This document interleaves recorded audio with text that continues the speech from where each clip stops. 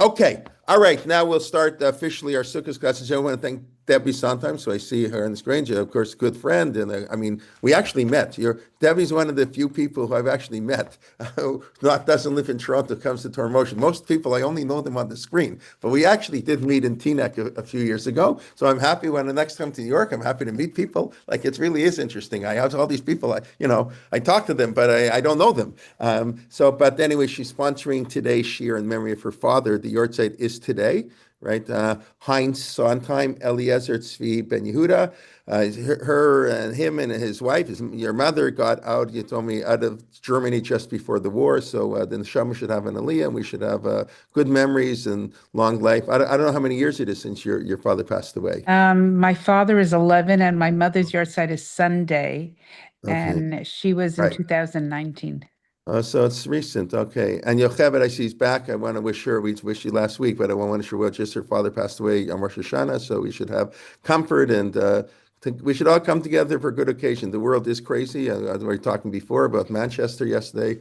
What can we do? Mi yachya, mi yamut. It's up to Kadosh Baruch Hu. We can do our part, and but the day after Yom Kippur, we've got to be excited. It's everybody knows more important than Yom Kippur. I don't know that everybody knows. Everybody should know more important than Yom Kippur is the day after Yom Kippur. I was very happy when the rabbi in our shul, Rabbi Shostak, yesterday said that the most important tefillah of the year is Mariv after Yom Kippur. He's talking about Ne'ilah first, but more important than Ne'ilah is Mariv, mitzvah kriyat shema, and to say Mariv. So I told the chazan, he actually did slow down a little bit, because usually Mariv on Yom Kippur, that's the question they ask. I don't know if it's a joke or not, but I heard it from Rav Tabori, when I was in high school, maybe as a joke. Why do you say Behu Rachum? Every night we say Behu Rachum Yichaver, God should atone for us. And we just got through Ne'ilah. Like the second they finish shofar, the chazan's up there, Behu Rachum. You sing, okay, L'shana Bab Yerushalayim. You dance a little, very, very beautiful. And then what sin? So the sin, like the way they daven Mariv, he got already, so kind of, okay. Anyway, so here we are the day after Yom Kippur, and we'll just talk, we'll get to, so good. So let's see, of course, what happened in the Bible on the day after Yom Kippur. They began building the Mishkan. Very good. What else happened? Something else very important happened. I know this is going to happen. I hope it won't be too bad. For some reason with my computer, the first time I try to share, it doesn't work. And then I have to stop share, and that takes a while. But okay, in the meantime, I'll talk. The Kuli Truma, no? Yeah, no, by Yakel Atam. If I can get to it, I'll show it to you. I hope this will fix soon. Otherwise, I don't know what I'm gonna have to do. But anyways, it says Vayakel Moshe et Ha'am, or whatever it's in Perek Lamed Hey. Moshe gathered the people. Sheishet Yamim Tavo V'Sidikom Lachdecha. Keep Shabbos, and then he gives the instructions of the Mishkan. And of course, both earlier and here, the Torah juxtaposes Shabbat and the Mishkan. So that's how we know that there are 39 prohibited activities on Shabbat, right? Everybody knows, I think, we derive the activities from the Mishkan, right?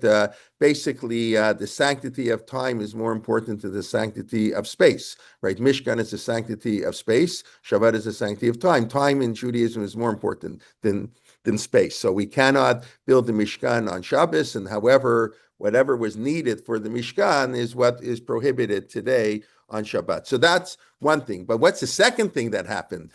Okay, it's not in the Chumash. It doesn't say in the Chumash it's the day after Yom Kippur. This is how the rabbis understood it. Okay, but fine. What else did the rabbis understood? There it says Vayaka Moshe. We have no indication when it was.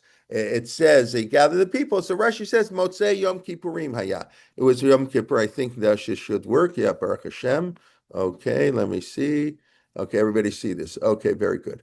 So here, Exodus 35a, Vayakel Moshe gathered the people, Kol Chal Israel, Vayomer Lehem. Rashi, L'macharat Yom HaKippurim, the day after Yom Kippur, Keshayarad Minahar, right? God had just forgiven the people. Now, by word, the Rambam doesn't agree with this. The Ramban has a different calculation. That's fine. Where the Ramban says the Mishkan was commanded before the Chet Egel. But okay, according to Rashi, this happened on the day after Yom Kippur. But something else happened the day after Yom Kippur. I wish this would move. I don't know what's going on here.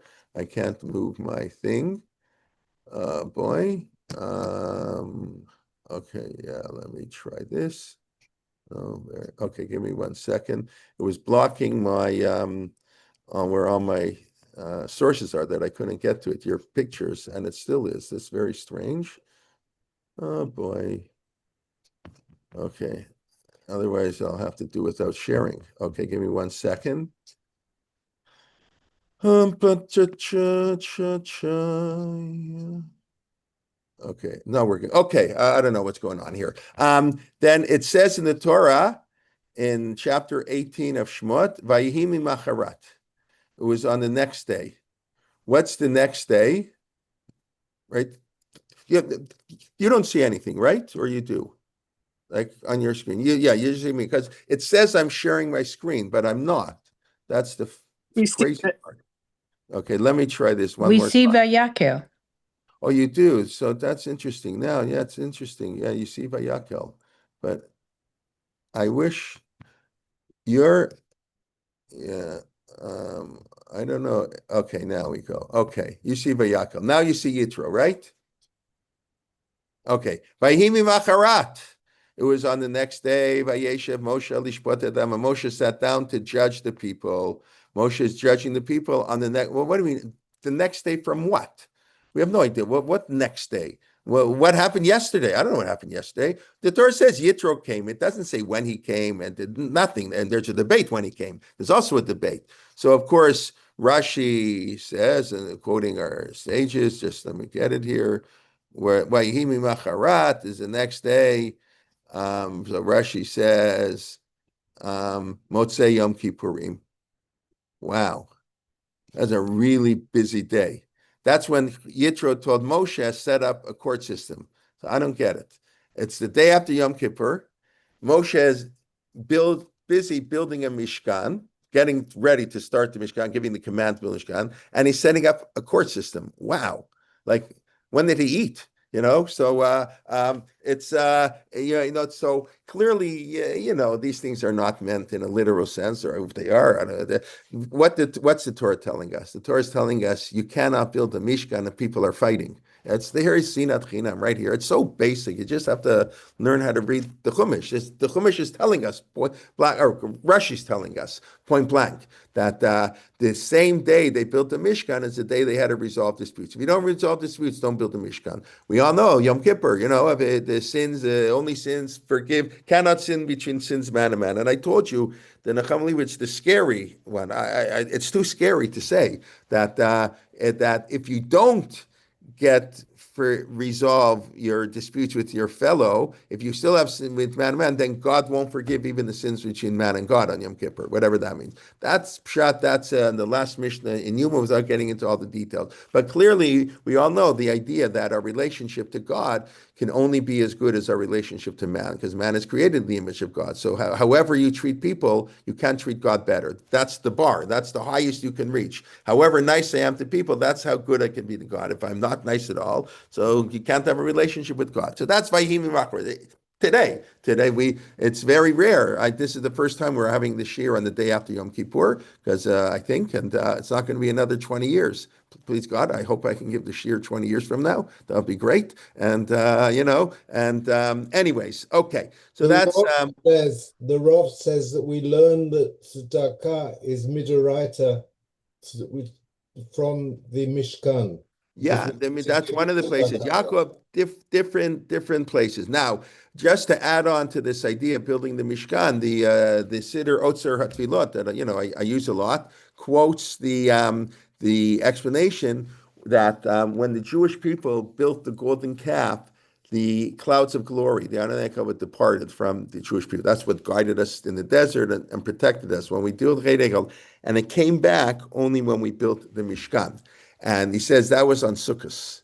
The command was given on the 11th of Tishrei. The people, if you look, they quoted, you look in the Shul Machar and the Vayhi Yamim, whatever, it took a few days to gather everything together, right? You can't do, only the Egel they could build on no notice. The Mishkan takes longer to build, okay. So they took till the 15th. And of course, we know that Aaron HaKohen is connected to the Ananei HaKavod. He's the one who builds the Mishkan, and that's tied into Sukkot. So the Ananei HaKavod return on the 15th of Tishrei, which is, of course, is Sukkot. So that's really the connection. And the true matter, David Silver has a whole shir on this, a very beautiful shir I listened to a number of years ago on the connection between the Mishkan and Sukkot. There's a lot of parallels. As a matter of fact, the size of the Sukkah, how big it is derived from the Mishkan. The true matter, all of Sukkot is like the Beit HaMikdash. I mean, Sukkot is the most temple-oriented holiday. First of all, there's more sacrifices. There are 30 sacrifices brought on the first day, right? 13 parim, right? Did I explain to you? I just did this in my class in chat, the doubling. Did you know about this, the doubling of the sacrifices? It's so beautiful. I guess I'll say it quickly. If you do know about it, it's review. Yocheved, you know what I'm talking about? Okay, fine. You're smiling. I thought maybe. Okay, so on every holiday, on Rosh Chodesh, here, let me quickly show you. It's very, I hope this won't take long. Okay, we'll go here, Bamidbar 28. Bamidbar 28, Sefaria. Okay. So this is when you have all the sacrifice. You're gonna see how something that we consider pretty boring, is really so wow. Just read it carefully. Okay, so Shabbos, every day Shabbos, Rosh Chodesh. Okay, we're gonna start Rosh Chodesh. Because Shabbos obviously is different. No, sir. So what do you bring on Rosh Chodesh? You bring 2 parim, 1 ayil, and 7 lambs. 2 bulls, 1 ram, and 7 lambs. And then you bring a serizim. That's an olah. That's a burnt offering, what we call. And then you bring a goat for a sin offering. Pesach, what do? It's the exact same thing. Parim b'nei bakar shnayim, 2 bulls, 1 ram, and 7 lambs. And then 1 goat, sir chatat, echad. Great. Yom HaBikurim, Sukkot, Shavuos, same thing. Parim b'nei bakar shnayim, 2 bulls, 1 ram, and 7 lambs, and 1 goat for a sin offering. And then you get to the Chagei Tishrei. You get to the Tishrei holidays. So it's almost the same thing. We're bring 1 par, 1 ayil, like everything, and 7 kvasim. So everything is the same day, just have, instead of 2 bulls, you have only 1 bull. You still bring your sir azim lechatat. And then you get to Yom Kippur. Guess what? Like Rosh Hashanah, 1 par, not 2, 1 ayil, 7 kvasim, like everything, and isara, and then a sir azim lechatat. And then you get to Sukkot. Okay, the 70 parim we'll talk about in a moment. Kelman, Yes. why does it drop a bull for Rosh Hey, Hashanah? just wait. Let me finish, and then I'll take all questions. Elim Shnayim, whoa. 2 bulls, 2 rams, and 14 lambs. What's going on here? We went from 1 and 7 on every other holiday. Rosh Chodesh, Pesach, Shavuos, Rosh Hashanah, Yom Kippur, 1 and 7, right? Whether it's 2 bulls or 1 bull, but it's one ram and 7 lambs. And also sir chatat, the same, boring goat you bring. And on this second day, it's the exact same thing, just one less bull. But it's also you bring elim shnayim kvasim b'nei arba asar tamim. And just to finish off, then you come to Shmini and say, this is a part, we read it all the time, but who actually pays attention to this, right? Vayom HaShmini, guess what? Parachad ayil echad. 1 bull, 1 ram, and 7 lambs, and our friendly or non-friendly sin offering of a goat. What is this all about? Beautiful. It So you sums see up a to few things. 70. You don't have to know anything. I didn't even discuss the bulls really, so because that's separate. That's the 70. We'll come to that. I don't have to know anything. I just have to know what a number is. So I know right away that Rosh Hashanah, Yom Kippur, and Shmini Atzeret are connected to each other, and Rosh Chodesh, Pesach, and Shavuot are connected to each other. I don't know anything, right? So I already know that already. First of all, Pesach is introduced by Rosh Chodesh. How did the Torah introduce Pesach? HaChodesh Hazeh Lechem Rosh Chodashim. That's the story of Pesach, begins by sanctifying the month of Nisan. So Rosh Chodesh goes with Pesach, and Pesach and Shavuos go together. Sukkot we'll have to figure out. Rosh Hashanah Yom Kippur, we understand, go together. That's we kind of know that, we instinctively feel that. And then Shmini Atzeret gets to Rosh Hashanah and Kippur. Now you begin to understand why the Chazan wears the kittel on Shmini Atzeret, and why we say Geshem, and why we had this little gadol. It's got that serious tune again, where we're back. I thought I thought we're like into normal happy stuff. No, we're all of a sudden the Shmini Atzeret is connected. But what's Sukkot? Sukkot is double. Why Sukkot is double? So this I heard from Menachem Leibtag years ago. Right. But beautiful. Because Sukkot is the end of Pesach, Shavuot, and Sukkot. Sukkot is a double holiday. There's Pesach, Shavuot, and Sukkot, the Shalosh Regalim, the three pilgrim festivals. Pesach, Shavuot, and Sukkot celebrate Jewish history. Great events in Jewish history. The Exodus, getting the Torah, the journey to the land of Israel. We come together in Jerusalem, in the temple, Aliyah L'Regel. That's what we do. Pesach, Shavuot, and Sukkot. But Sukkot is also 5 days after Yom Kippur, not by coincidence. It's part of Rosh Hashanah, Yom Kippur, and Sukkot. It's part of the cycle of holidays in Tishrei that focus on our relationship to God. The Shalosh Regalim focus on our relationship to man. Rosh Hashanah, Yom Kippur is on Tshuva. So Sukkot has that element too. So Sukkot is a double holiday. So you got to bring 2 Elim and 14 Kvasim. So beautiful, so beautiful. And just from this little like nothing that nobody pays attention to. All right. And I don't want to say nobody, but I never paid attention to it. So and the 70 Parim, as Zeb points out, because Sukkot is a universal holiday. It's not enough to be just concerned about our relationship to God, and that's Maftir Yonah. That's why we read Yonah. That's what Rav Soloveitchik says. We begin the transition. Yom Kippur, we're very focused on us, what we did wrong. And that's the Torah reading we were talking about. It's very Jewish, Kadosh, and don't marry this one, do marry that one, etc. And that's very uniquely Jewish. And then comes Mincha, Shabbos, Yom Kippur afternoon. No, we got the Jew. If we only care about the Jewish people, we're missing the mission of the Jewish people. God didn't create Jews. He created human beings. He created Adam and Eve first. And it didn't work so well. So God said, okay, Abraham, you got to get the Adam and Eve's on board. You got to get the rest of humanity on board. So that's what Sukkot is all about. That's the culmination of the holidays. So we begin that process on Yom Kippur, Yonah. Go to Nineveh, and then we continue on Sukkot 5 days later, 70 Parim. So that's why Sukkot is the culmination holiday, the most important holiday, and that's why Sukkot in rabbinic literature is Chag. When we have it called a Chag, is Shavuot. Atzeret is Shavuot in the Mishnah. We so Atzeret is Shmini Atzeret, but in the Mishnah, Atzeret is a holiday of Shavuot and Chag. Bechag nidonim alamayim. On the holiday, we're judged for water. That is Sukkot. So it's a very beautiful idea, and this is what Sukkot is. So Sukkot is this dual holiday, and it's a very temple holiday. Look at all the mitzvot of Sukkot, the Arava, the Nisuch Hamayim, the Simchat Beit HaShaveva. Even the lulav is really a temple holiday, right? We only, according to the Torah, we only take the lulav and etrog one day on the first day of Sukkot, and but it's in the temple. You take it for 7 days, and the Hoshanot and all that stuff. That's only in the temple. This is none of this stuff. We all do this zecher lemikdash, right? Rav Yochanan ben Zakkai, who saved Judaism, right? Without Rav Yochanan ben Zakkai, we wouldn't be here. And so he had a genius, like different Rabbi Akiva. Jonathan Sachs's introduction that I said I was reading, before Yom Kippur, he talks how Rabbi Akiva was the one of hope. He fused, right? I remember hearing this from Rabbi Berglass. If you know who Meir Berglass is, anybody know Meir Berglass? Nobody? Yes? That's Rabbi Schoenfeld's son-in-law.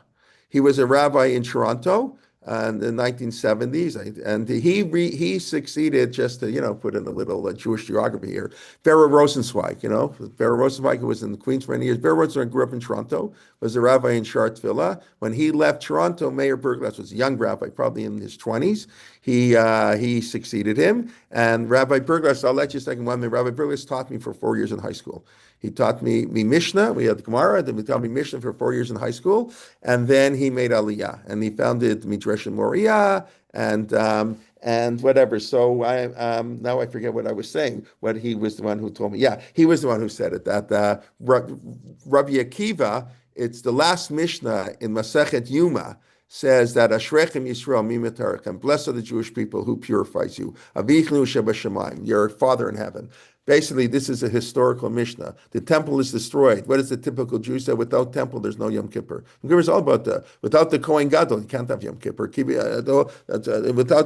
What kind of Yom Kippur? Without the Seir HaMishtalech, without a scapegoat, can't have Yom Kippur. But he says, forget that stuff. Who needs the temple? We have God in heaven. We don't need any temples. We're not going to have a temple for a long time. It's okay. We can live without a temple. We can't live without Torah, but we can live without a temple. We can also live without a state of Israel. Maybe not anymore, whatever. That's what Rav Soloveitchik's famous line. Why did our generation merit the state of Israel? Because we needed it. Okay, after the Holocaust. But for 1900 years, we lived without a state of Israel. I'm not saying it's good or anything. I'm just saying like the Jewish people can survive without land.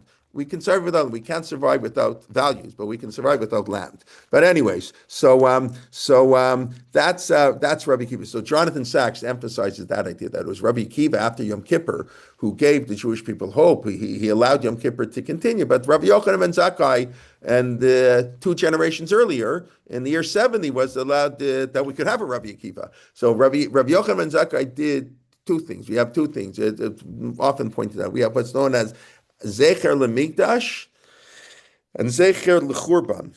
They're very different. Zecher LeChurban, to remind ourselves of the destruction. So that's the 9 days and meat and wine and Tisha B'Av and the music and the ashes at a wedding and then breaking the plate at the wedding. All these things, and that we have to remind ourselves. And you're supposed to leave a square in your house that nobody in America does. Only people in Israel who need it less do it, right? When you walk into the house, it's supposed to be ugly. The wall, right? But I don't know anybody who does that here. But whatever. The Maritz Chaitz is all essay. He doesn't understand. The Maritz Chaitz is a listing of 20 things in the Shulchan Aruch that everybody ignores. Okay, Rabbi, I do it. I have a square left in my house in Brooklyn, cool. New York. So I have to come and visit. Okay. Okay. My son but in it's very Cleveland rare. has It's it. very rare. Okay, I'm sorry. I My don't mean son to. in Israel. Yeah. Take everything I say with many grains of salt. But okay. So,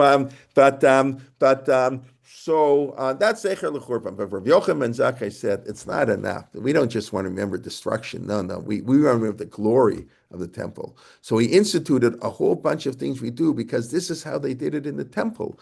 And the most famous one is probably that we take the lulav and etrog 7 days, celebrated for 7 days. We're going to celebrate for 7 days. And Rabbi Yochanan ben Zakkai instituted a whole bunch of series of takanot that we do, not to remember the bad part, but to remember the temple in its glory.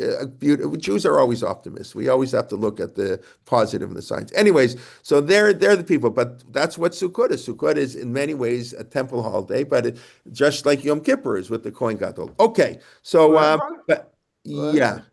Rabbi, you gave the basis for minute, etc.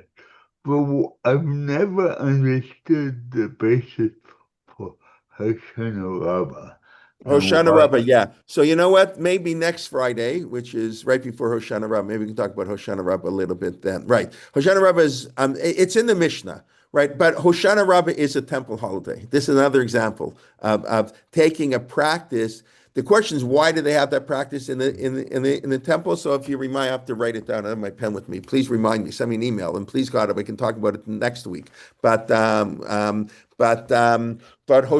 Rabbah has no reference in the Torah. That is correct. There's nothing about Hoshanot Rabbah in the Torah, but it does appear in the Mishnah. There was something special in the temple on the 7th day of Sukkot.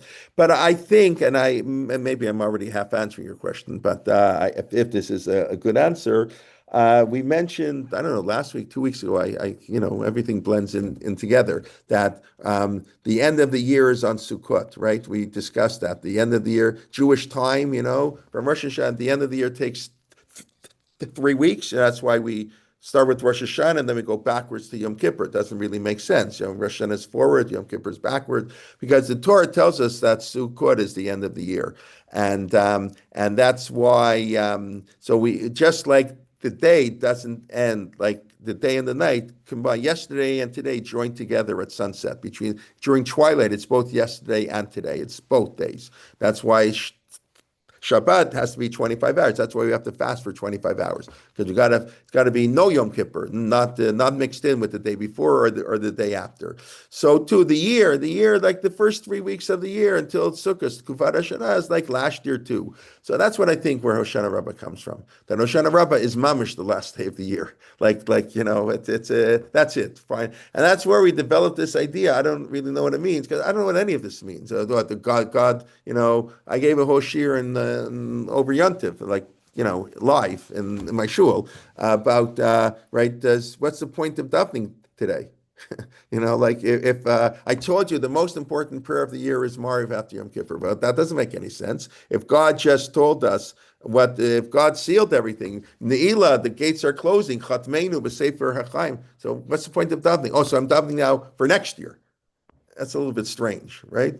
So the whole thing is very weird. And we don't mean there's no reference in Torah. So that's, I don't know, for theologians, philosophers to discuss. The Gemara raises that question. The Gemara does raise the question, why do we die? It's actually in the Gemara, on Rosh Hashanah 16a. I'm not going to go there now because I don't want to go too far afield. But the Gemara says, why do we still daven? So where it says, you're right, according to the view of the Mishnah, that Rosh Hashanah and Yom Kippur, we don't have to daven anymore. It's finished. We're davening according to this one answer. I'm not saying the only one, that we daven according to the opinion. It's not true that we're judged on Rosh Hashanah. We're judged every day. That's another opinion of the Gemara. The Gemara says, famous Mishnah, we're judged on Rosh Hashanah. And the Gemara says, who's the author of this Mishnah? Lo Rabbi Yehuda, Lo Rabbi Meir, Lo Rabbi Yossi. I forget the fourth one. They say 4 people. None of these people agree with the Mishnah. It's like wild. So they don't teach this stuff. Everything in Judaism is more complex than what you learned in high school or whatever you learned it. And then probably in yeshiva in Israel too, and in seminary.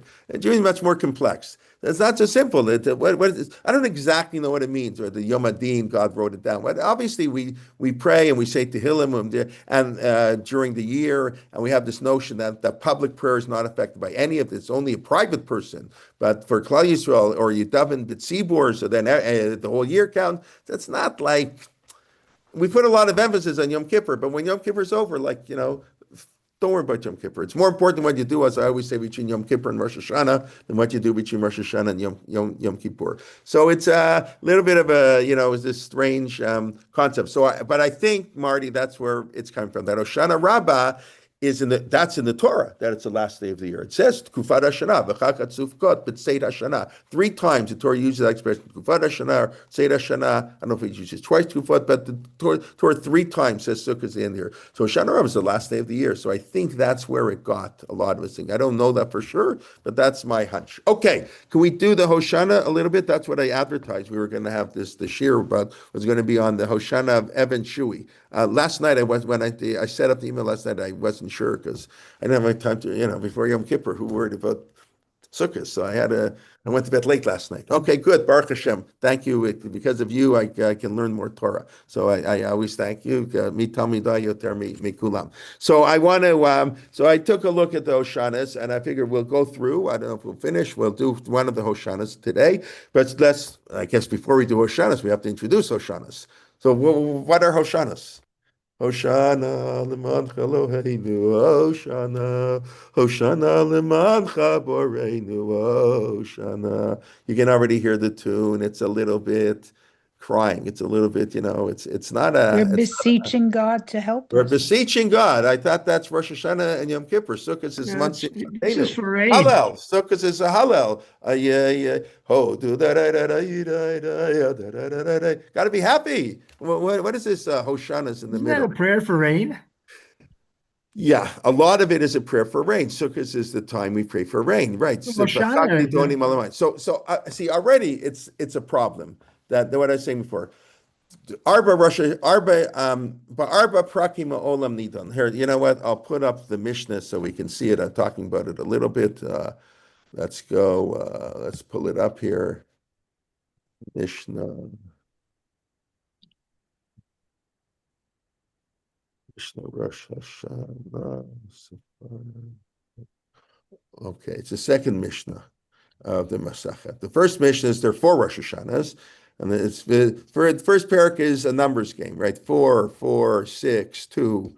It's Avi Walfish, who did his for those who were at Yaakov Nagain, fantastic shirim on Mishnah, fascinating stuff. So his teacher is Avi Walfish. Avi Walfish is the one who developed this literary analysis of the Mishnah. It's very common in Tanakh in Israel, this new approach to literary, whatever they call it, the literary something approach, literary philosophical approach, whatever they call that they do now in Israel, Magid books and all the new people in Israel, that's how they start coming. It's existed a little bit, but they're developing it. So Avi Walfish developed that in the Mishnah. He was the first one, and it's really fascinating. I find that fascinating, the literary analysis of the Mishnah. And he wrote his PhD on Masechet Rosh Hashanah. So it begins I didn't read the whole PhD, it's 500 pages, but I've read excerpts and summaries, But it begins with numbers, 4, 4, 6, 2. And anyways, but Arba Prakim Olam Nidon. Here I find it in English too. So in 4 periods, the world is judged. On Pesach, we're judged for wheat. On Atzeret, Shavuot, that's what I said, on fruit. For Rosh Hashanah, Kol Ba'olam Avrim Lefanav Kivnei Maram, everybody, Jew and non-Jew, everybody who passes in this world, like sheep. Shenemar Hayochar Yachal Libam, God judges them all. He understands everything. Ubechag, and on Sukkot, we're judged for water, right? So I don't get it. What's going on? When are we judged? On Rosh Hashanah or on Sukkot? How much water are we going to have this year? We're going to have enough water. Mi betsama, mi b'mayim, umi betsama. We said in the Tanakh. But what do you mean mi b'mayim? Mi b'mayim is on Sukkot. The whole thing is very complex. Okay, let's leave it at that. So some say the individual, this is communal, whatever it is. I always point out. I not always point out. I only know for the first time this year I point out because I never thought about it before. When you quote a verse, right, you notice the only one that has a verse is Rosh Hashanah. In other words, I don't. How do I know we're judged the other two? We don't really know. The rabbi said that's why we do Nisuach HaMayim on Sukkot. The reason we pour water libations is because God said, pour water libations because you're going to be judged on Sukkot. But it seems like it's in reverse. In other words, the rabbis are saying, the Torah told us to do water libations on Sukkot. It must be we're judged on water. And it's a rainy season, so it makes sense. Pesach, this is logical. Pesach is the beginning of the wheat season, wheat planting, season, harvest, the beginning of the harvest in Israel. So that makes sense. We're judged or whatever. And Rosh Hashanah and Sukkot is on Shavuot, the trees are starting to bloom. So it makes sense we're judged. It's not like rocket science, but they didn't have any tradition necessarily. It's not mentioned anywhere in the Torah. Rosh Hashanah, they quote a verse. Now, when you quote a verse, does that make something more powerful or less powerful? Depends on the verse. No, I don't think so. Well, When you say on it the says in the Torah. Torah X, and that teaches, is that wow? It's really That's important. less powerful. Right? It's You're more not power or sure less it is. power. I'm sorry? Verse, quoting the verse is less powerful. You need to fall back on something. Exactly. Yeah. The Gemara says, Krahi, Svarahi, Lamali Kra. Gemara says it all the time. It's a logical argument. Why do I need a verse? I don't need a verse if I can figure it out by logic. The Torah wants us to use our brains. The Torah, God created us with head on our shoulders. And we use our brains. And if it's a svara, if you can make a kal vachomer, right? The first one of the 13 hermeneutical principles of Rabbi Shmuel, how to interpret Torah. There's no source. Logic. Kal vachomer. It's a logical argument. Gzeir Shav is the exact opposite. But so whenever you need a verse, it's because it's a weaker argument. We don't know why Rosh Hashanah. Where does it come from? In the Torah, there's absolutely nothing to indicate that Rosh Hashanah is the day of judgment. They quote a pasuk in Tehillim. I'm not saying that's our tradition, accepts that, whatever it is. But it's not like, oh my God, like the Torah is like left and right. Pesach, like left and right. The Torah tells us what to do. Sukkot, 7 times Sukkot in Torah. Rosh Hashanah, we don't know anything, even at a place. So it's very interesting. The fact that they only quote a verse, the other by Rosh Hashanah is because it's problematic. We don't really know what it is.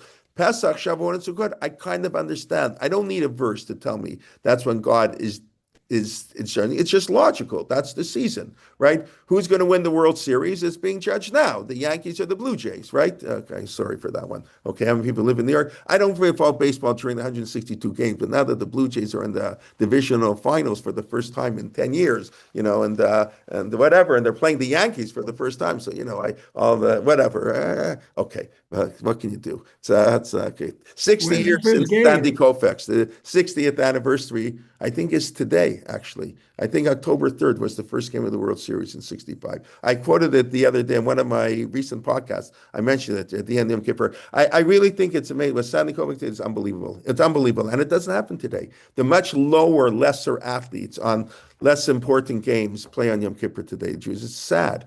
But it's to be the star pitcher. I mean, he's one of the best pitchers in the history of the game, and to not play on the World Series, was like unbelievable. And of course, he won Game 5 and Game 7 on 2 days rest. He pitched a 3-hit shutout in Game 7. That's mind-boggling. Today, who pitches a complete game? Nikatnu Hadora. There's a lot baseball teaches us about life. That's why I say all that. That's why Rav Lichtenstein, that's why all the Gedolei Torah were baseball fans. Football's a Goyish sport. They beat each other up. That's for Goyim. But baseball, thinking sport. There's no clock. There's no time. You can think about every play. Okay, I'm sorry if I'm boring on the non-baseball people or people who don't know how to play baseball. But there is some deep connection. 10 people on the field, fair and foul, coming back home, tshuva, hitting 300 makes you an all-star, failing 70% of the time makes you $20 million a year. Baseball is Torah. Oh my God, so that's a little too much, but strike, fair, foul, that's so much. That's all about Torah. No clock, thinking. It's a thinking man game. Football. Who follows football? Okay, back here. But it is 60. I believe today, if I'm not mistaken, you can check it out. Somebody. I believe today is the 60th anniversary of Sandy Koufax not pitching in Game 1 of the 1965 World Series. Okay.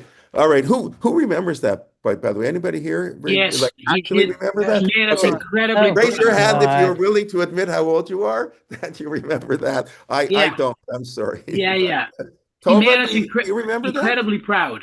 He made us sorry? incredibly Oh, proud. historians write it was an important moment in American Jewry that Jews were much more open to declaring their Jewishness. Everybody knows in the 1950s, nobody wore a kippah. You tell people, I don't want to start mentioning names of great rabbis who grew up in the 30s and the 40s who in Toronto did not wear a kippah when they went to school. I don't want to, not that there should be anything to be embarrassed about, but all right, maybe their grandchildren will have a heart attack when they find out. But people don't realize what it was like. And that was one of the changing moments in American Jewish history. Max Fried, the Jewish pitcher, didn't have to make the choice. He pitched Erech Yom Kippur. When was that? Now, just a couple days ago. Oh, come on. I told you, I can't name you 5 players in the Yankees. I don't really follow baseball so much anymore. They ruined the sport. Once they let 12 teams in the playoffs, the whole thing's ridiculous. That's why they play 162 games, the whole thing. And put a guy in second base and over an extra inning. Come on. That give was me a good break. idea. Yeah, it's ridiculous. That's not No. baseball. And The game is too forget long. it. We're looking for not baseball. We talked about baseball, but they By the were way, I was in New York. the playoffs. Toronto needs a winner every 25 years. Okay, because they're not getting it in Jay. hockey, so let's hope to get it in baseball. Okay, back here. Rabbi So, Jay. Hoshanas, enough. Hoshanas. So but it's interesting. So we're praying for water because the Chagni don't mind. What the connection? That's for sure. A lot of it's water, but it's not only that. It's all of Sukkot. You have that in Hallel too, Mena Meitzer Karatiya. But in other words, why is Sukkot? This is a beautiful explanation of the Rashbam, I believe. Why is Sukkot on Sukkot? In other words, the famous question: why do we? We already discussed the connection to Yom Kippur a little bit, but why do we sit in the Sukkot now? So the Rashbam says Sukkot has to be at the time of the harvest. Because the Torah is always concerned about kochi va'otzem yati asali atachalizat. People are always going to say, my success, it's me. That's what we all do. We take credit for success and blame failures on other people. Torah is always nervous, and for good reason. We forget about God. It's when things are problematic, we remember God. That's human nature. Just we are. That's never going to change. The Torah wants us to think about God even when things are going well. The Torah wants things to go well. Build houses, beautiful. Torah says, great. Don't forget about me. Torah's not saying don't build houses. Just saying even if you build a big house, whatever, within reason, then don't forget about me. So Torah wants us to be material blessed. Torah's always nervous. So the Rosh Hashanah says the harvest time, Sukkot time, is the time we celebrate our material blessing mode. That's when we got to leave our house. That's the time. No, leave your house. We can find joy even without a roof over our head, even sleeping in the outdoors. And I don't know if it meant the Toronto weather, but although it's going up to 27 degrees today, it's amazing for October 3rd. Amazing. Tova, you're missing amazing weather in Toronto. So anyway, that's why we have to have sukkahs now. So there's always a fear when things are going well. That's the most dangerous time. I mean, it's true about everything. It's true about a sports franchise too. If they win the World Series, they got to make changes on the offseason, even though they win the World Series, because otherwise when you're at the top, it's very easy to fall. You only have one direction, and that's down. And so we have to work really, really hard. So Sukkot is a time where it's after Yom Kippur, where everything is wonderful. That's when the Torah wants us to worry a little bit. To worry, we need water. Without water, we're finished. I mean, that's the most important thing we pray for. Geshem. I mean, that's it. The whole, and then every day. So I think that's a little bit why Hoshanas are connected to Stavka, the holiday of Sukkot. And most, although not all of them, talk about rain. So what I want to do in the few minutes we have left now is to go through the Erech Shui one. I assume most people don't have it open, so I'll share my screen. Maybe, let me see. The Safari is really great. They've got like almost everything. It's really a pleasure. Where is it here? Siddur Ashkenaz. Okay, so every day they have. I mean, what day it is depends. It changes. No one can ever figure it out. Right? You need to look at the chart. If Sukkot falls on this day, you say this Hoshana, that day, this Hoshana. Okay, very nice. So here they have the third day. Hoshana l'mancha Eloheinu, Hoshana, Hoshana l'mancha Boreinu, Hoshana. So first of all, we have this theme that we have all over the place, that we're doing it for the sake of God. Right? God, if the Jewish people are not saved, it looks bad on you. That's the argument that the Moshe Rabbeinu uses all the time. If you don't save us, what are the Egyptians going to say? What are the world going to say? Right? I mean, what did Christians say for 2,000 years? God abandoned you. We didn't. I don't know how many Moshe Rabbeinus were making the argument to God that enough of the exile, and maybe that's what happened. That's Rav sort of implies that after the Holocaust, God had enough. It was too much degradation of God's name. So for his own sake, God has to save us. But that's Borenu, Goalenu, Dorshenu, right? It's very the Borenu, ones who created us, who redeems us, and who seeks us. Dorshenu, and it's very interesting. God seeks man, right? Borenu, he created us. Goalenu, he can redeem us. Dorshenu, it's normally we seek God. Yeshua Hashem b'himatzo. Right? That's the Mishnah says those are aser yemei tshuva. Seek out God when or where he can be found. When he can be found. This is the aser yemei tshuva. That's what the rabbis say. It's like every season God is closer in tshuva season in the 10 days. But here we're saying God seeks man, and that's really. Wow, many people explain, why did God create a world? Well, why did God need man? God wants a relationship with man, whatever that means. God is somehow kiviyachol, incomplete without man, and that's why God creates Adam. He creates mankind. He wants a relationship with Jews and non-Jews. That's what I keep saying. So because it's that universal holiday where we bring 70 sacrifices. We have to bring peace to the world, and we have to bring everybody all together, and so everybody can have a relationship with God. But it's just interesting. It's just to note that Mamancha Dorshenu, I think, unless I'm wrong, but I don't think so, it means God is the one who seeks us out. Hoshana, save us for the one who seeks us. Okay, now let's go through these. It is in English here a little bit, but whatever. You can look that up on your own. I mean, Erech Shui. So what does this mean, Erech Shui? What's Shui? Viveit Shavi, Galoti B'tzom Pishi. Again, you know what? I don't feel bad. I didn't know what half of this meant either. You say once a year, you don't pay attention, but when you have to teach it. Screams, my talking. What do you mean your screen? Your screen. Prayer. Yeah, my screen. Erech means to organize, like a Shulchan Aruch. I think it's the same root. Erech, and that's I think how they translated. Set up my prayer. I'll set up my prayer in the house of prayer. Well, Okay. Erech means to set up, but Right. I think comes Shui is to cry out to God. So it Shava refers is to something prayers. you call out. Yeah. So Erech Shui, Bebeit Shaveh, in the house of prayer. Where's the house of prayer? That's the Beit Hamikdash. We said it, how many times do we say it on Yom Kippur? I guess we said it 5 times. Vaviyotim al har kodeshi v'simachtim b'veit tefilati, olotem v'zivchem l'martzon al mizbechi, ki beiti beit tefilah yikarei l'chol hamim, rishma koleinu Hashem Elokeinu. That's what we say right before, and I said 50 times. The Beit Hamikdash is a house of prayer for all people. Again, the universality of Sukkot. Erech Shui, I will prepare my prayers in the house of prayer, meaning in the Beit HaMikdash. The Beit HaMikdash is the main house of prayer. As a matter of fact, to go back to Rosh Hashanah, right? We told you the holidays for 3 weeks. It's last year, this year at the same time. So Rosh Hashanah, we don't blow shofar on Shabbos. But the Mishnah says we do blow shofar in the temple when Rosh Hashanah falls on Shabbos. So the Bavli has the more famous reason that people know. Really, everybody should blow shofar, but we're afraid you're going to carry the shofar. A very strange reason, very strange. But that's what the Talmud Bavli says. We're afraid you're going to carry it, an expert's going to carry it, and therefore we banned it. But that's not what the Talmud Yerushalmi says. The way, if I remember correctly, we have Rav Soloveitchik explained what the Jerusalem Talmud says is no, the temple is a house of prayer.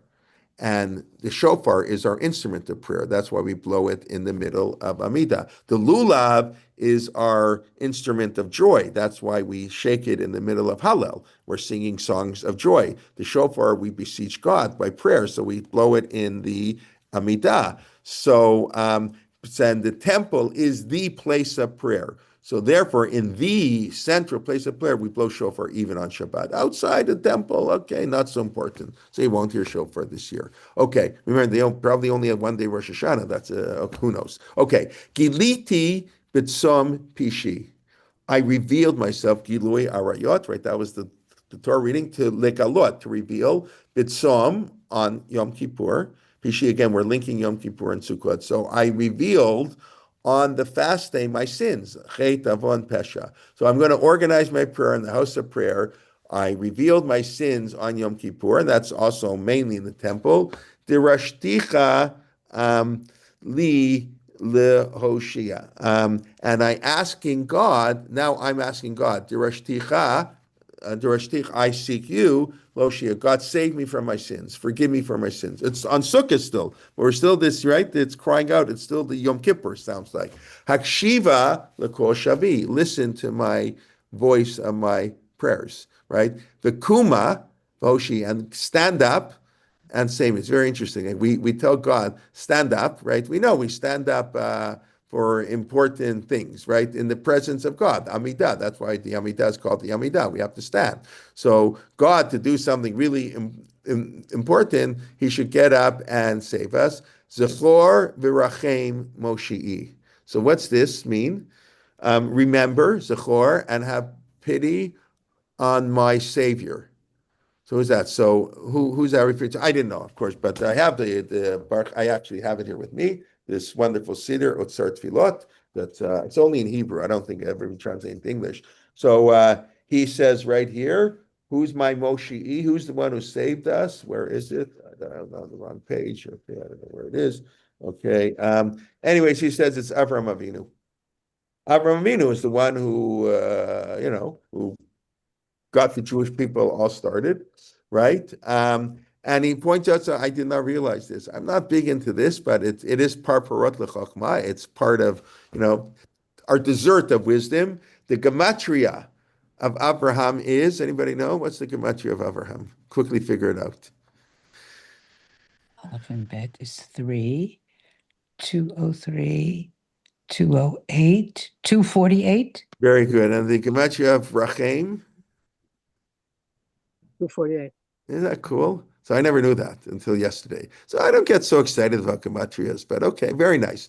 So Rachem, that's how the commentaries quote that in the Siddur. Zechor v'rachem Moshi'i. Remember and have pity on the children of Abraham. But that's the same gematria. I usually, when I talk about Rachem, I connect it to Rechem, because remember, there are no vowels in the right. So Recha means a womb because it's the mother who has more mercy than anybody else. But here, Zechor v'Rachem Moshe, seems to be a reference to Avraham Avinu.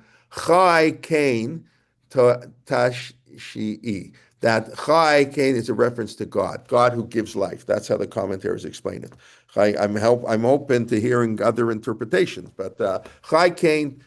So the one who lives, the one who is we all we're here today, gone tomorrow. Tov be'enek shi'i. It should be good. Be'enek. Enek is like from the way for our groans. I forget the Hebrew word. That's how they. I'm just curious. What is he translated here? My Savior, remember of mercy, living one indeed, make me rejoice. Okay, oh, goodly one and groaning. Yeah, that's what he says. Okay. Tov enekshi yuchash Moshe. What does yuchash mean? We had it in the Haftorah, the last pasuk of the Haftorah a few weeks ago, and Shoftim, one of the partial. Quickly, to make quick, like chish. Yes, and very good. Ani Hashem v'ita achishena. I am the Lord. I will bring it quickly in its time. That's the Gemara says that's a contradiction. V'ita means in its time. Talking about the redemption. Yeshayahu is talking about that's why it's one of the 7 Haftorah of comfort.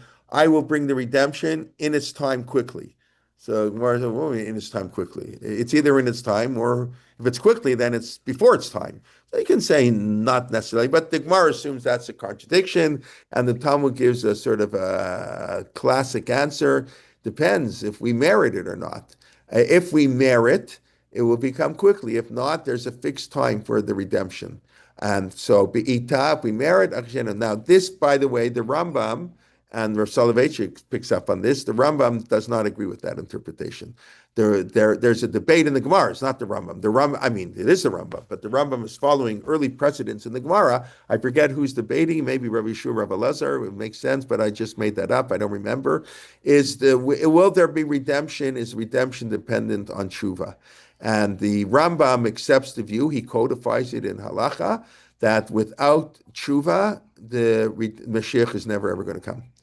If we don't do tshuva, Mashiach will never come. And Rav Soloveitchik, in one of his tshuva lectures, said, hold on a second. The Rambam has a principle of faith that a Jew has to believe in the Mashiach. And according to the Rambam, maybe others disagree with the Rambam here, but according to the Rambam, you're a heretic. You're a heretic if you don't believe that the Messiah is going to come and save us. And yet the same Rambam says he may never come. We've been trying at it for 2,000 years. It hasn't worked yet. We haven't done any tshuva. So Rav Soloveitchik said, belief in Mashiach means belief in Klal Yisrael. It's a beautiful idea. It's a little bit of a scary idea because, but that the Rambam is saying we have to believe. We have to believe that one day the Jews will see the light, so to speak. So, but anyway, so he wouldn't agree with this. True others, I actually have to check. I don't know how they therefore interpret the pasuk b'itach and they probably just mean it will happen. It can happen quickly in its time. I don't know, but it's not a contradiction or because there's no guarantee, so to speak. There is no time for the thing. But here we're just saying Yuchash Moshe, bring it quickly. Okay. But that's really a call to us. Kalei Marshi, Kalei is lekalot, to get rid of our evil people, right? Leval or Tarshi, so they can no longer do harm to us. Maher Elohei Ishi, quickly, the God who saves us. Netzach, eternal God, right? Excuse me. Yes. When was these written? Who wrote this in this beautiful Hebrew? You know what? Thank you for giving me research for next week. I have no idea. I really don't know. I'm gonna have to look it up. I don't know when they were written. The idea of I didn't discuss it now. I'll discuss it maybe next week with Hoshanot, where the whole idea comes from. I mentioned it's in the Mishnah. We're really going through it. We'll have to leave that, but thank you. I really don't know when they were written or who wrote them. It's that's bad of me, but what can I do? Okay. So I assume they're relatively Middle old. Ages. Yeah, probably. That's what it sounds like. But, Geshem, just to say something I do know a little bit about, not too much either, because I gave a shiur once.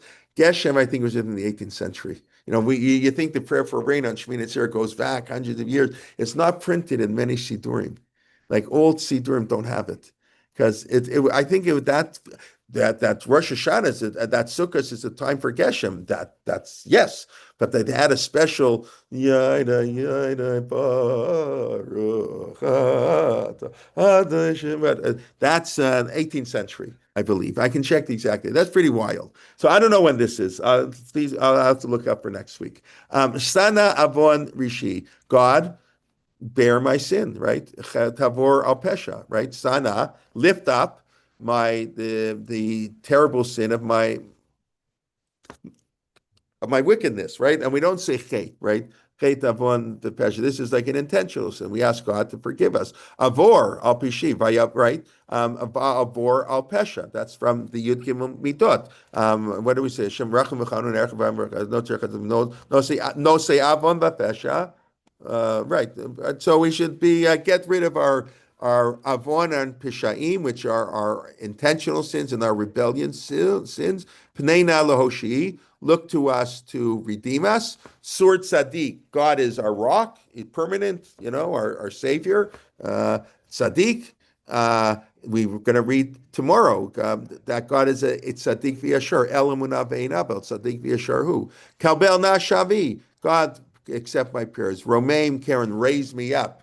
Shaddai Moshi, God is the one who saves us. Hoshana, Tofia, Bitoshia, appear. God, we want you to reveal yourself. Bitoshi, reveal yourself through miracles, through the establishment of the state of Israel. Maybe, please God, one day this war will come to an end. Who knows? Please God, that should come. Save us, and reveal yourselves. It's a beautiful Hoshana. Basically, we should pray to God. God should hear our praise, forgive our sins. But it's very Yom Kippur. It's very, we could have said this on Yom Kippur, but of course we say it on Sukkot because that's connected. Okay, I do have to finish up. So anyway, so that's just one of the of Hoshanas. Maybe next week we can do another one. We'll see what we get through with Hoshana Rabbah. Okay, but just let's just quickly review. We discussed Yom Kippur, the day after Yom Kippur. Day after Yom Kippur is a really important day. Two events seem to have happened by Vahimi Macharat on the next day. Next day of what? So obviously something was important the next day. So the Rashi comes up. It must mean Yom Kippur. Day after Yom Kippur, Yitro says, Moshe, you're going to stumble. We need a court system. And he does it. That's fine. That's very nice. Okay, good. After Yom Kippur, get along with people. But it's the day to build the Mishkan. Also, Vayakel Moshe, even that word, gather the people. If you're like, what? And you can't have one without, you can't have a Mishkan without a system of justice, without people getting along. You cannot have that. And we spoke about, of course, then the connection to the Anei HaKavod of Aaron, right? The Anei HaKavod. Aaron is the Rotei Shalom, the person of peace, right? And Moshe put the justice system, but it's Aaron who breaks people before so they won't need to go to court, so to speak. But the Chet Egel, the clouds of glory went away, and they only came back on Sukkot. The command was given on the 11th of Tishrei, but until they started building the Mishkan, it was on the 15th, and we discussed how Sukkot is therefore the culmination of the holidays. It's a double holiday. It's part of Pesach, Shavuot, and Sukkot. It's part of Rosh Hashanah, Yom Kippur, Sukkot. That's why the sacrifices are doubled. And it's right the conclusion of the process of the Exodus. It's Chag. It's the holiday par excellence. It's Zman Simchatenu, the time of our joy. It's the be all and end all, so to speak, of the holidays. We said it's a very temple oriented holiday. So many mitzvot that are only in the temple. Nisuach hamayim, water libations, aravot, which is where the Hoshanas come from a little bit. The korbanot, the lulav. The temple, I didn't mention this before, Shlomo Melech dedicated the first temple on Sukkot. That's when it was dedicated. I didn't say the last of Dayenus, right? I forgot to mention, I have in my notes here, the last of the Dayenus, Ilu, Kerabnu, whatever it is, the Lo Banu at Beit HaBchiras. In other words, the culmination of the Exodus process is to build the Mishkan, to build the Beit HaMikdash. And that's what Sukkot is. And that's connected very, very greatly. And we talked about Rabbi Akiva, yes, night the Beit HaMikdash, but we can live without the Mikdash. We transformed Yom Kippur without the Kohen Gadol. Our Father in heaven is fine. And okay, and then of course Sukkot is a universal idea, bringing all nations, the 70 parim. That's the other aspect of the sacrifices, because we have God wants relations with all human beings, and then we just went through one of the Hoshanas that we say on Sukkot, that we're going to organize our prayers, ask God to forgive us, and please God, He should do so. Okay, let's see if you have any questions. The only comment, Max Fried, I never heard of him, I didn't know. When I was growing up, Ken Holtzman, I think, was one of the Jewish players. I don't know who were trying to think of the Jewish baseball players when I grew up. Who else was there? I don't remember who else. Green. Who? Green. No, that's later. That's when I already know that. So Sean Green played on the Blue Jays, outfielder in the Blue Jays in the 90s, maybe 2000s. I don't remember exactly when he played. So he didn't play on Yom Kippur Day, but he played on Kol Nidre night, I guess, whatever. That I remember because it was a big thing. And he compromised. He keeps Yontav Chetzi Shel Galiyot, whatever. Half of you. Okay, anyways. All right. Well, don't forget, this Sunday, I know there's no time, no one had time to think, but this Sunday, of course, what else you have to do on Sunday? I assume your sukkahs are already up, and if not, you can Watch build the Jays. 1:30. I think that's what time is the Jay game. I can't even watch it. I don't I don't even have cable TV at home. I can't even watch the Jays game. But I was okay. gonna ask But our Yom Ayun from 9:15 to 1:30. So Ari Zivatovsky, Rebecca Winter, Moshe Shulman. Now I have to do it from memory. I'm going to embarrass myself again. Navit Sadiq, Benny Gesundheit. So please, now that's 40 minutes, 6 year and back to back, beginning this Sunday. It's it's the same registration link we used last week for Yom Kippur. So if you're registered for Yom Kippur, you don't have to re-register. You'll get a login email. But if you're not, then you do have to. This one won't work. Okay. Nice to see everybody, and then especially the day after Yom Kippur. Really, it's a very special day, and we look forward to learning with you. And then, please God, of course, we'll have our class next Friday on Chol Hamoed. Okay, Shabbat Shalom, everybody. Good year and all good things. Thank you very much. Okay, bye bye.